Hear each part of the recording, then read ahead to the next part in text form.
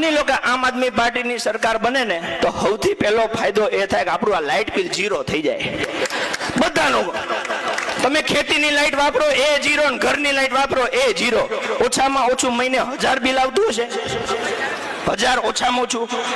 આ તો આપણે મિનિમમ ગણી લઈએ તો 5 વર્ષની સરકાર હોય 12 પંચાને 60, ઓછામાં ઓછું નરી આંખે દેખાય એવો 60,000 નો ફાયદો તમારા એક મતથી તમને બધાને મળે એમ છે। આ હાવ નરી આંખે દેખાય એવી વાત છે।